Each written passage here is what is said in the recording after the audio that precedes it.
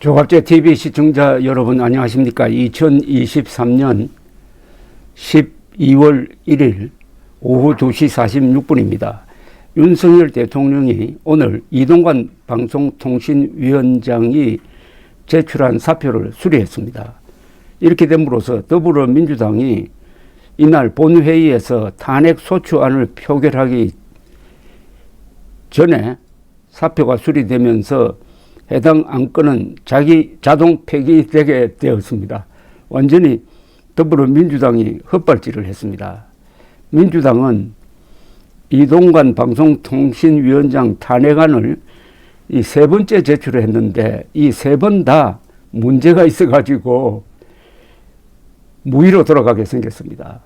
나쁜 의도를 가지고 일을 추진하면 허점이 생겨가지고 이런 일이 이어지게 될 거고, 이번 경우에는 이동관 위원장이 자신을 희생시켜서 이 윤석열 정부의 체면을 살리고 이재명과 민주당의 무리한 이 국회 권력 행사를 자연스럽게 알려주는 역할을 했습니다.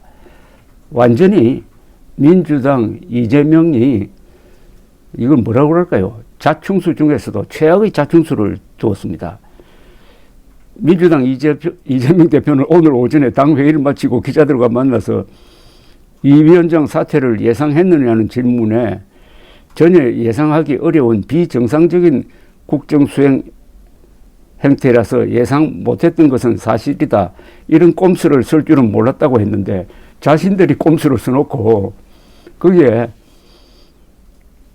여권이 아주 슬기롭게 대응을 하니까 헛발질로 끝나고 말았습니다. 이날 윤석열 대통령이 사표를 수리하면서 민주당은 이동관 위원장 탄핵안을 본회의에 두 차례나 보고를 하고도 표결을 하지 못하게 되었습니다. 지난달 9일 1차 탄핵 시도에 나섰을 때는 국민의힘이 노란봉투법과 방송 3법 처리에 반대하는 필리버스터를 전격 철회하면서 탄핵안을 철회해야 했습니다. 왜냐하면 탄핵안은 국회 본회의 보고 후 24시간 이후 72시간 이내에 표결이 가능한데 당시 표결할 본회의가 그 기간에 열릴 수 없게 되었습니다. 그러니까 투표할 기회를 당시에 놓치고 말았습니다. 72시간 동안 표결이 이루어지지 않으면 부결로 처리되어 가지고 정기국회 내에서는 다시 탄핵안을 올릴 수가 없기 때문에 민주당은 탄핵안을 자진 철회했습니다. 그런데 국민의힘은 이 철회가 불가능하다고 했는데 국회 사무처는 자진 철회가 가능하다고 해서 그 뒤에 다시 또 탄핵안을 내게 되었는데 본회의가 잡혀 있는 30일과 1일을 노려서 탄핵안을 올렸습니다. 근데 이때 또 문제가 생겼습니다. 뭐냐 하면은 지난달 29일에 이동관 방송통신위원장에 대한 탄핵소추안에다가 방송통신위원회법이 아닌 검찰청법 규정 위반이라고 탄핵 사유를 잘못 적었어요. 그러니까 얼마나 허둥지둥대다가 엉터리 탄핵소추안을 적었다가 이걸 가지고 또 철회를 했습니다. 그러다가 이번에 다시 오늘 표결로 탄핵소추안을 통과시키려고 했더니 이동관 위원장이 먼저 사퇴를 해버리고 말았습니다.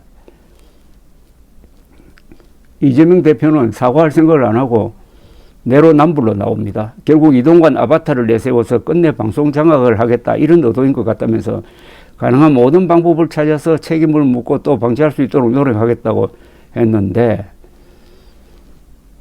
정치권에서는 거대 야당이 의석수를 믿고 분명한 탄핵 사유도 없이 총선을 앞두고 방통위 업무를 마비시키려다가 되치기를 당했다고 했습니다.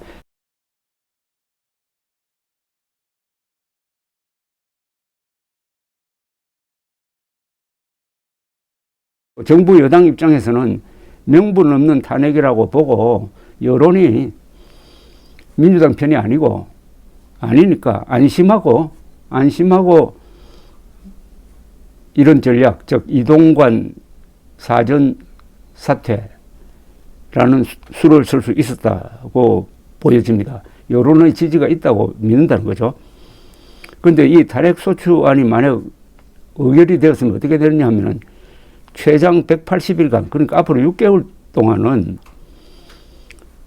헌법재판소 판단이 나올 때까지 방송통신위원장의 직무가 정지됨으로써 방통위가 거의 마비될 뻔했습니다. 그러나 이제 표결에 앞서 사의를 표명하고 윤 대통령이 이를 수리하면서 이 위원장에 대한 탄핵소추안도 자동 폐기 수순을 밟게 되었고, 후임 방송통신위원장을 윤 대통령이 다시 지명하고 국회 청문회를 거쳐 임명하는데 시간이 한 20일 정도 소요됩니다. 그러니까 연말 되면은 새로운 방송통신위원장 하에서 방송통신위원회가 정상적으로 기능을 할 수 있게 되었습니다.